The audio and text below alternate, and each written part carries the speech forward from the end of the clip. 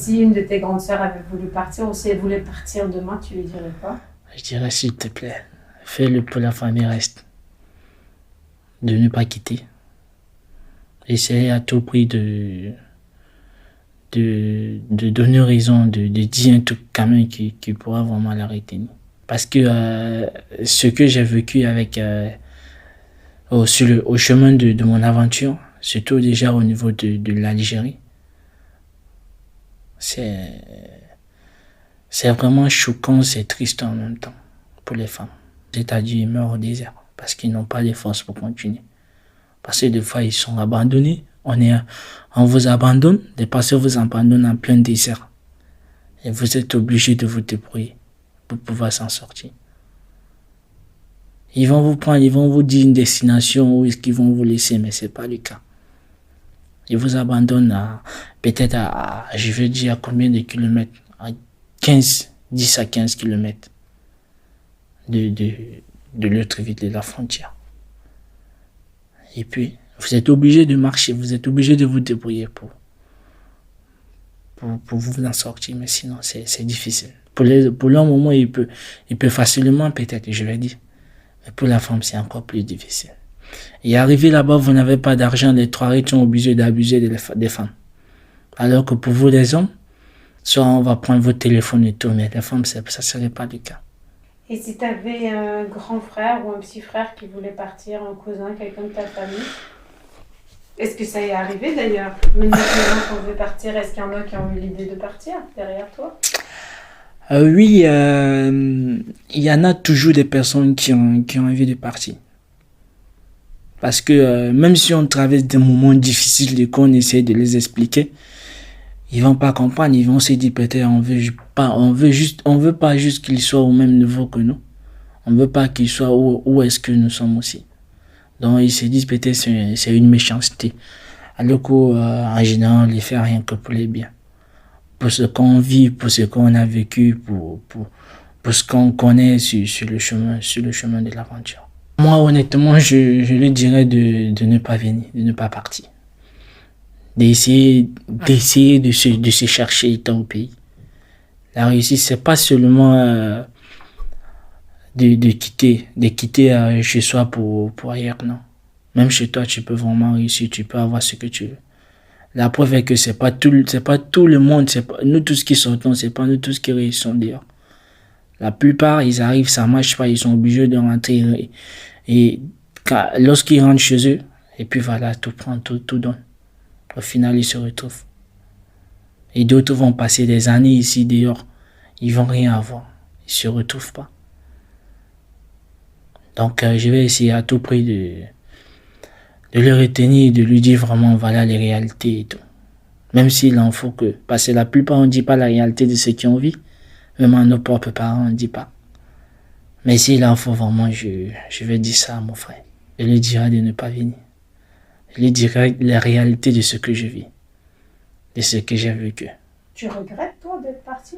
Des fois ça arrive, ça je vais être clair, des fois ça arrive que je regrette d'être parti. Vraiment.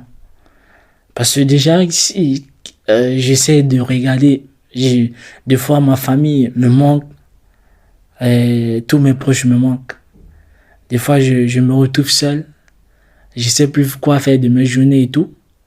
Je sais plus qui est-ce que je vais aller voir, qui est-ce que je vais aller visiter. Donc, des fois, c'est vraiment regrettable. Tu regrettes beaucoup de fois. Mais souvent, tu te dis que non, c'est la vie, ça va passer. Tu dis pourtant que toi, quand tu avais 14 ans, tu faisais pas trop grand-chose et que tu n'arrivais pas à te trouver où est-ce que tu étais. Si toi, on t'avait dit reste et cherche là-bas, tu aurais dit quoi? Honnêtement, je pense que j'allais... Je sais pas, mais je pense pas que j'allais rester. Ouais, moi, je pense pas que j'allais rester si on me disait à ce moment de rester là-bas et de me chercher.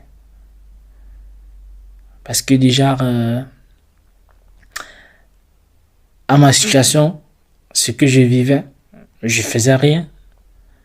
J'étais là, je tournais juste avant. Et peut-être j'avais pas aussi quelqu'un qui pouvait me conseiller, me dire vraiment ce qu'il faut faire. Mais lorsqu'on a quelqu'un qui peut vraiment nous conseiller, nous orienter, je pense que à tout point, on peut bien comprendre.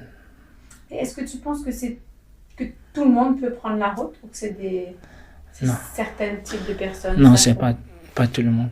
C'est certains types de personnes.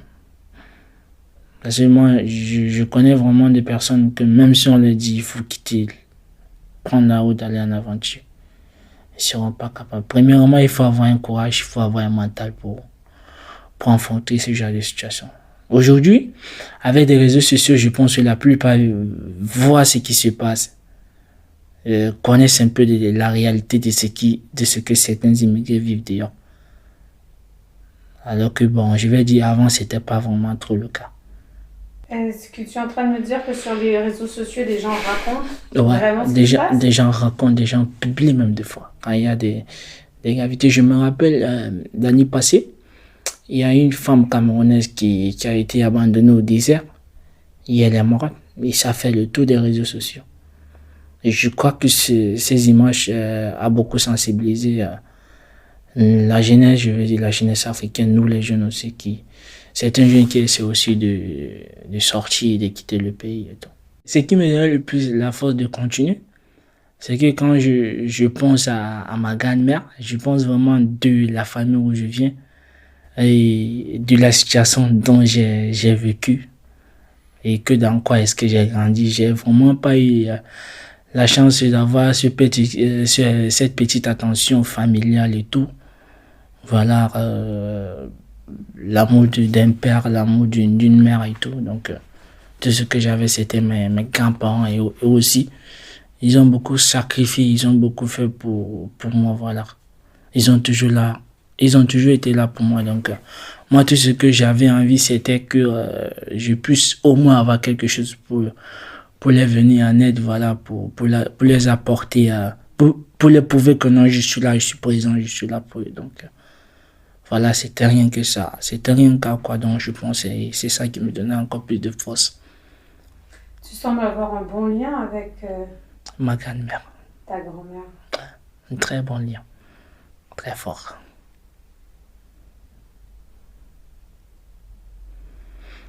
Elle te manque? Ouais, beaucoup. Et comment elle va? Elle va bien. Elle se porte bien. Et qu'est-ce qu'elle pense de où tu es rendu maintenant? Pour elle, c'est une fierté. Voilà, c'est une bonne chose. Elle voit que je suis devenu quelqu'un. Voilà, j'ai grandi, je suis devenu un homme et tout. Elle est toujours fière. Elle fait toujours des doigts pour moi. Des invocations pour moi, toujours dans le cas. Elle prie toujours beaucoup pour moi. Et tu lui as dit que tu étais ici? Ah. Qu'est-ce qu'elle en pense?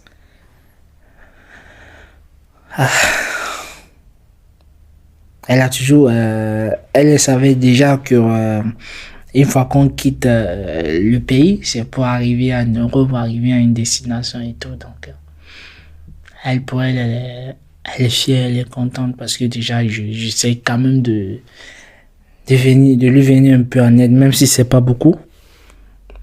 Donc, elle est fière que là, je prouve que là, je suis présent, voilà, je suis là. Elle est très fière, très, très fière.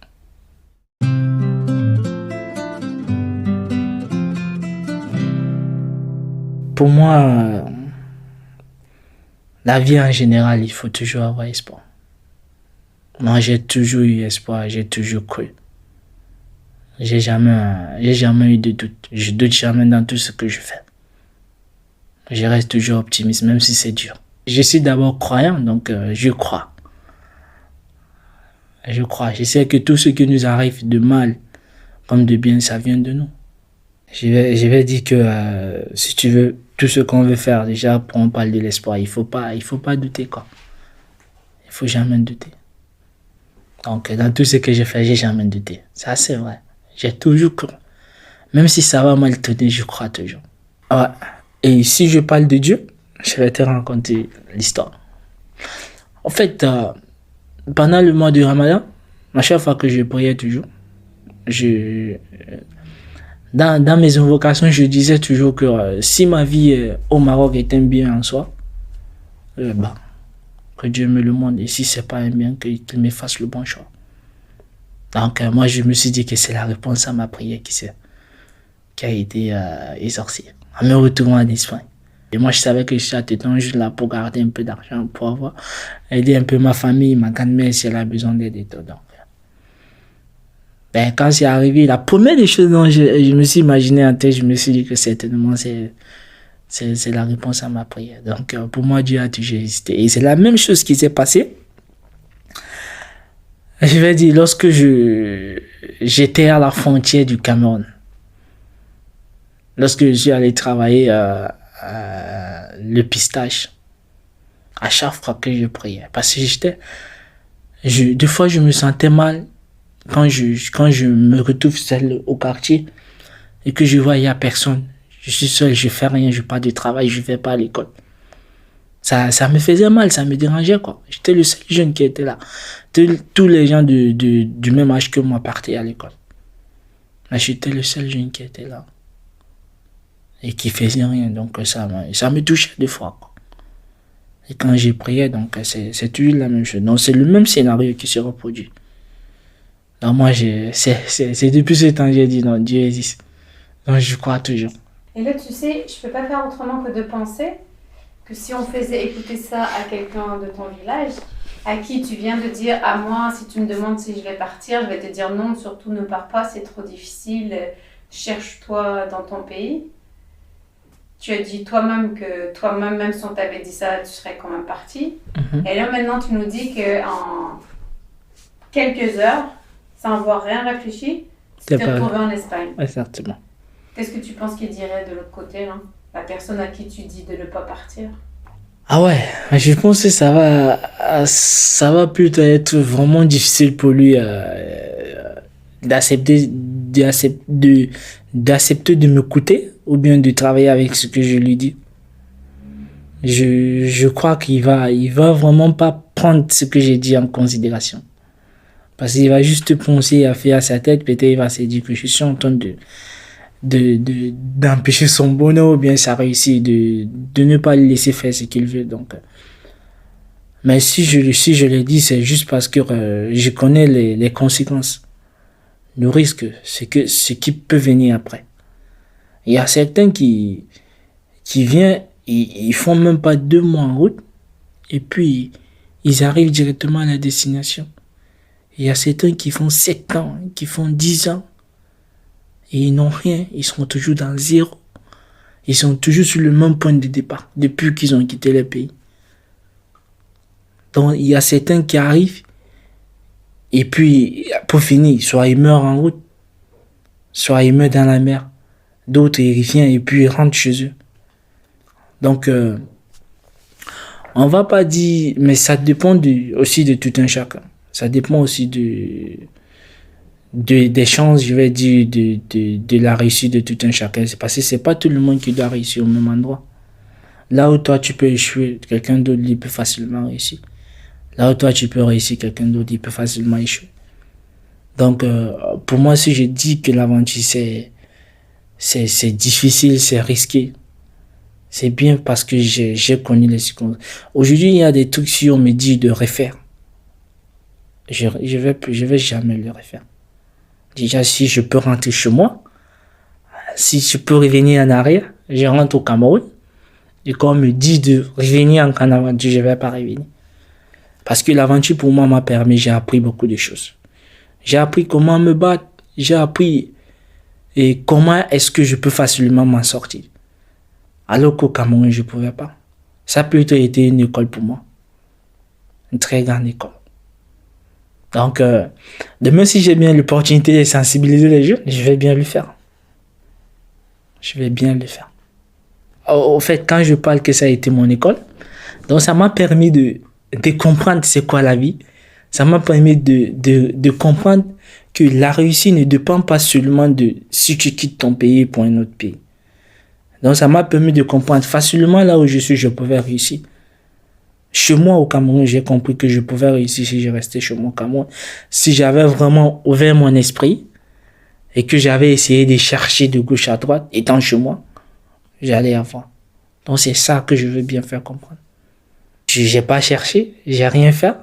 J'ai juste dit que non. Ah, le chemin, c'est en Europe, c'est en Algérie, c'est au Maroc. Alors que non, c'est pas ça. Forcément, je pouvais le faire chez moi aussi. Alors voilà ce que je veux bien faire comprendre. Il n'y a pas de beau chemin. Parce que déjà, si je vais répondre un peu à ta question, qu'est-ce qu'il fait en sorte qu'il y en a qui se réveillent, il y en a qui se réveillent pas. Donc c'est là qu'il faut qu'on essaie un peu de se réveiller, d'être quand même conscient. Il faut pas qu'on reste toujours sur des mêmes pensées en se disant que non, c'est forcément dehors ou en Europe. Bon, parce que la plupart, c'est pas seulement d'aller dehors, mais c'est rien que l'objectif, c'est d'aller en Europe. C'est ça, c'est rien que ça le but. C'est rien que ça le but, d'aller en Europe. De gagner assez d'argent, beaucoup d'argent et tout. Alors que chez nous, même, il y a des personnes qui réussissent étant chez nous, étant chez eux, qui se battent, qui font autant de sacrifices, ils se cherchent jour et nuit, et ils finissent par réussir. La preuve est que c'est pas nous tous qui arrivons et ceux qui réussissons. Il y a certains qui sont là des années, ils parviennent même pas à rentrer chez eux. On sait même pas dans quoi est-ce qu'ils vivent. En Europe, il y a beaucoup de gens qui dorment dehors. Donc voilà, je vois pas le but. Pourquoi est-ce que moi, par exemple, je vais dire à quelqu'un, je suis en Europe, je vais lui dire les réalités de ce que j'ai vécu sur le chemin et tout. Mais lui, il va refuser de me croire. Si je suis bien, pourquoi est-ce que je vais l'empêcher d'être aussi bien? Non, parce que je gagne rien, je vais rien gagner là-dedans. Donc c'est juste ça. Moi, je me dis que c'est juste parce qu'on est naïf. Parce que moi-même, j'essaie de voir. Je comprends bien si on m'avait dit, j'allais pas comprendre. Mais je suis venu, j'ai vu que c'est la réalité. C'est vraiment ce qu'il y a. Je pense que l'expérience est plus forte que les conseils. Je pense que les conseils ne sont pas entendus tant qu'il n'y a pas d'expérience. Je crois. Quelqu'un déjà qui va pas à l'école, j'ai même pas le temps de réfléchir. Tout ce que j'avais, c'était de sortir, aller rentrer à la maison après manger, trouver ce que ma grand-mère a préparé pour que je mange. Donc je réfléchissais pas, j'avais pas l'esprit ouvert, rien du tout. Donc c'est sur quoi est-ce que je me base, quoi. Mais alors que si étant chez moi, j'avais pris l'esprit de bien réfléchir, de bien analyser, de distinguer le bien et le mal pour moi, donc j'en serais pas capable de faire ça. Donc c'est vraiment ce que je veux qu'on essaye de développer le plus vite possible avant qu'il ne soit trop tard pour nous. C'est-à-dire, trop tard, déjà si on prend pas le temps de réfléchir, la plupart aujourd'hui on voit des milliers de personnes qui meurent dans la mer. On peut pas imaginer chaque année combien de personnes qui sont en train de perdre la vie juste parce qu'ils veulent traverser pour aller en Europe. Et là, c'est la jeunesse qui se réduit, qui se détruit. Parce que la plupart, ce sont des jeunes. Tout ça parce qu'on dit on veut sortir pour une vie meilleure. Donc, alors qu'en réalité, parce qu'on n'a pas essayé de chercher, parce qu'on n'a pas essayé de développer l'esprit, d'ouvrir notre esprit, de chercher à gauche et à droite. Comment est-ce qu'on va s'en sortir? Qu'est-ce qu'on peut faire pour gagner notre vie tranquillement?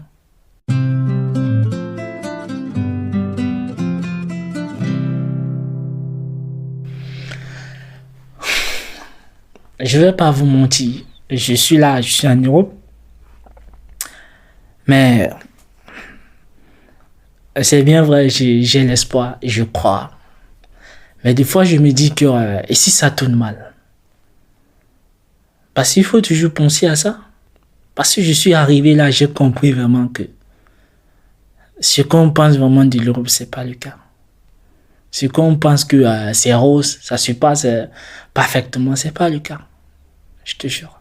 La vie, elle n'est pas vraiment rose comme on dit que non, on va peut-être gagner autant d'argent et tout, non. C'est pas le cas.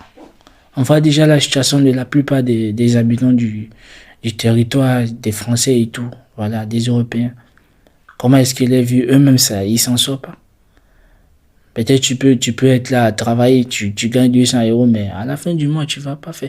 Toi qui as toute une famille derrière toi, au Cameroun qui compte sur toi et tout, tu viens là et puis tu vas pas gagner grand chose. Alors que peut-être si tu restais auprès de ta famille avec la vie qui est plus moins chère et que tu avais essayé de travailler, de te développer et tout, tu peux facilement t'en sortir. Mais ce qui se passe dans ma tête, c'est que si j'ai l'opportunité et que je finis bien mes études, voilà et tout, et que voilà, j'ai une bonne expérience, voilà, j'ai acquis autant de diplômes que je sais que non, je peux vraiment développer quelques trucs chez moi. Ben, je vais rentrer chez moi, je vis ma vie tranquillement. Ça te manque le Cameroun? Ouais, ça me manque. Ça fait déjà combien d'années? 6 ans, 5 ans? Ouais, que je n'ai pas vu ma famille. Je suis pas juste avec eux. Voilà, c'est tout.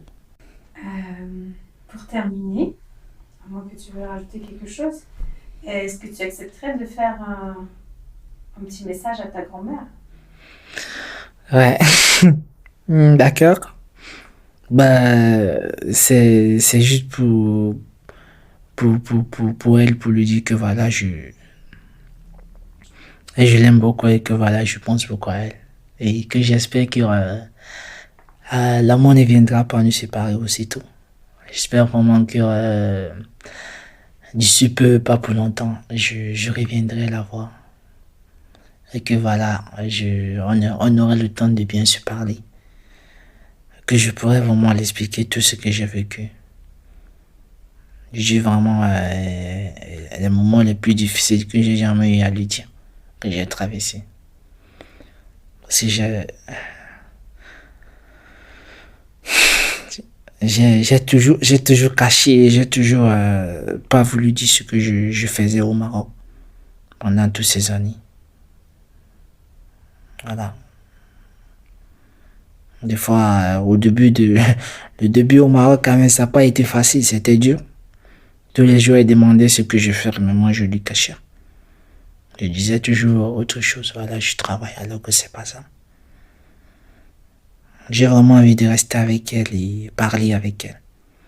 J'espère que très bientôt on se verra et que l'amour ne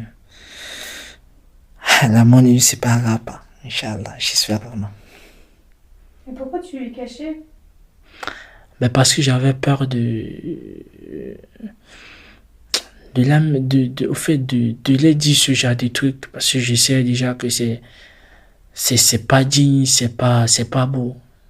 C'est ça vraiment ce qu'on fait au Maroc. Voilà. Hein, quelque chose vraiment d'inimaginable. C'est-à-dire? Bah, la manche, on dit. C'est comme on dit hein, au Maroc. On n'a rien à faire. On est obligé de rester dans la rue. Demander de l'argent. J'ai jamais dit, j'ai toujours caché. Même si ça n'allait pas, je cachais toujours.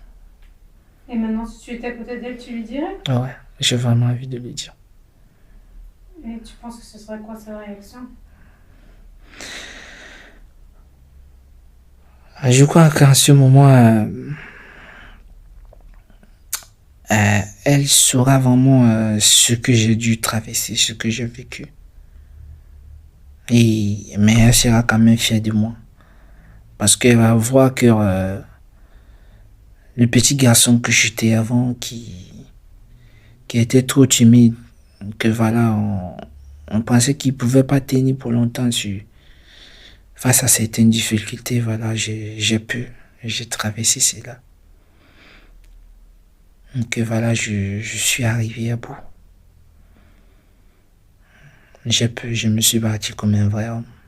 Inch'Allah. Inch'Allah. Inch'Allah. Et ta mère? Ah, elle aussi, je l'aime. Je l'aime beaucoup parce que je parle aussi déjà avec elle. Donc elle essaye déjà de me comprendre. On se comprend bien. Et j'espère qu'elle aussi, je la verrai. On se verra très bientôt. On se reverra très bientôt. Si Dieu le veut, Inch'Allah. Mais en même temps, tu dois être fière toi-même de voir toute ta trajectoire là, non? Ouais. J'ai une dernière question pour toi. Tu espères avoir des enfants un jour? Ouais. Tu aimerais avoir des enfants? Bien sûr. Et si c'était ton fils à l'âge de 14 ans qui prenait la route, ou ta fille? Je ne laisserai pas.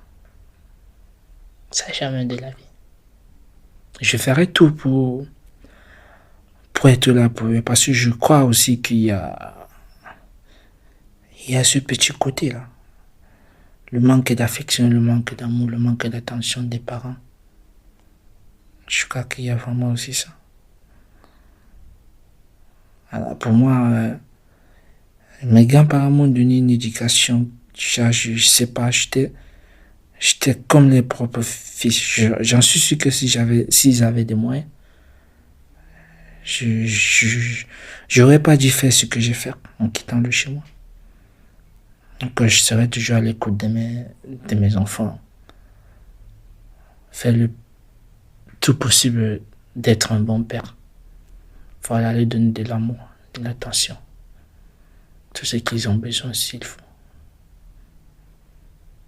Ça, c'est mon souhait le plus cher.